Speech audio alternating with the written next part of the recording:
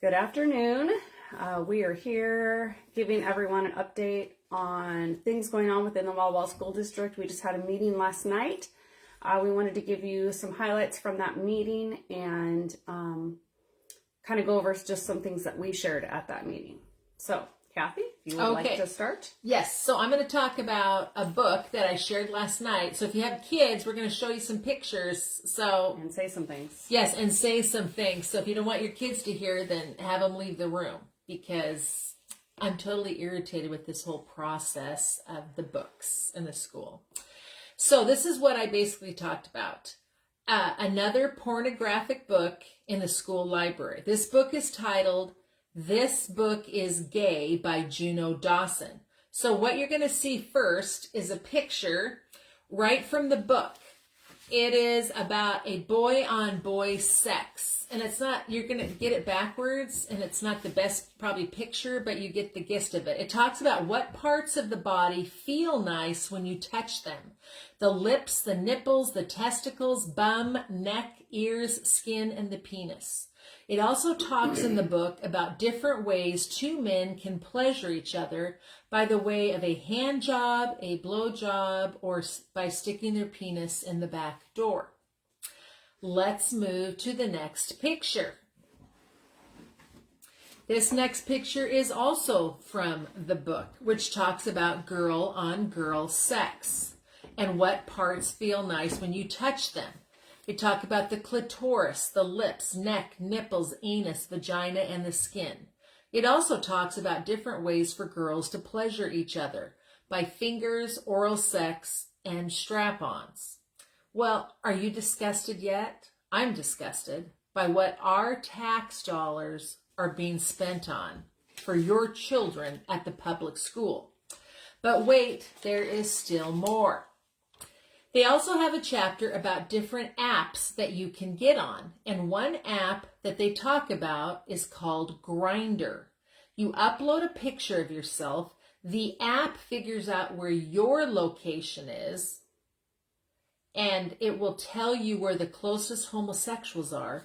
Then you chat with them and can meet up with them. The book says that although grown-up adult types are sometimes looking for a serious relationship, sometimes they are just looking for a spot of sexy, fun time. Well, I want you to know that when I was talking to somebody about this book, there was a police officer standing next to me, and he turned right to me and he goes, "I know exactly what Grindr is. We talk about Grindr." So it is basically a pedophilia because there's older adults on there looking for younger kids. And I also asked the police officer, how easy is it to get on Grindr? And they said all you basically have to have is a birth date. How many kids lie to get on something? So all you have to do, it could be a 10-year-old getting on there for whatever, but then the app is going to find your kid and then show them where all the homosexuals are. And when somebody else gets on that app, and if your child has gone on that app, it will show where he or she is at. So Grindr has a minimum age of 17 years old. But it's available to all high school students when it was ordered. Yes. Someone quoted in the book that I'm talking about saying, you use the app Grindr when you want sex fast. It's quick, it's easy, it's uncomplicated sex. So I'm asking the school board and the superintendent, if a student hooked up on this app because he checked the book out of the school library and was sexually assaulted, could the school district be held liable because that kid got that from a school library that yours and mine and your taxpayer dollars have paid for? It's disgusting. This is so outside the scope of education. They are promoting devious, promiscuous behavior by having a book like this in the library. They are pushing this agenda by allowing, through the school district protocol, the librarians and teachers without any purview to order books from the few sites they all seem to choose from.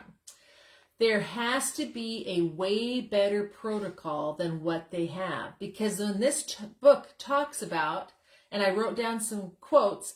We want to have sex with loads of people, sex parties, orgies, saunas, and bathhouses, and also a whole chapter on how to argue with a Christian, Muslim, Islam, or Judaism religion, which I might add was disgusting and totally horrible. They have a big problem.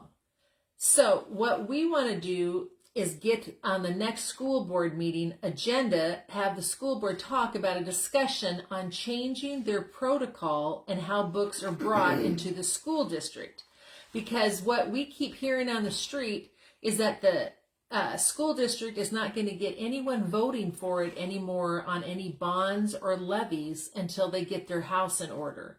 And as a taxpayer, you and I should be disgusted. And it is disgusting. Mm-hmm. And do you remember what the three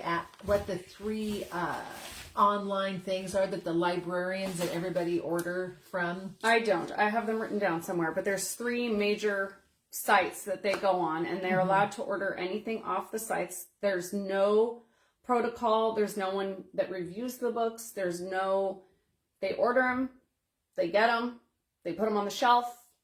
Mm-hmm. There's nothing there to stop it. Or anything to review to make sure that it is appropriate. And just because it's on these sites, they automatically assume that it's appropriate. And if it has 4 out of 5 stars or 5 out of 5 stars, if it has high star ridiculous. Rating. Right. So we were informed today that this book is actually missing in action. It has been, it was ordered in 2015, so it's been around for quite some time. Which tells you that how long this has been going on, and what else do they have in the library? Right. So just because we happen to figure this out, how many more books are on the shelf that are just as inappropriate? And I also want to say that this book, whether it's missing in action or not, that's really not the point. The point is that they're ordering books without any review or whatever, whoever wants to order whatever they want, and they're using our money, and then they're letting kids be endangered at this point with this kind of book. You are endangering the lives and just our minds of our youth. So a couple other things were brought up at the meeting,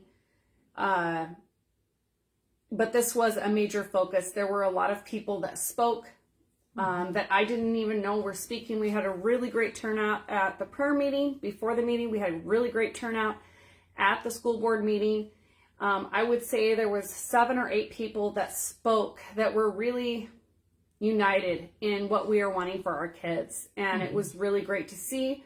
So if you have considered speaking, if you are seeing things happening that you are concerned about, please show up to a school board meeting. It's so important, and we thank those that have really made a commitment to it. And some people were there for the first time, and it was really great.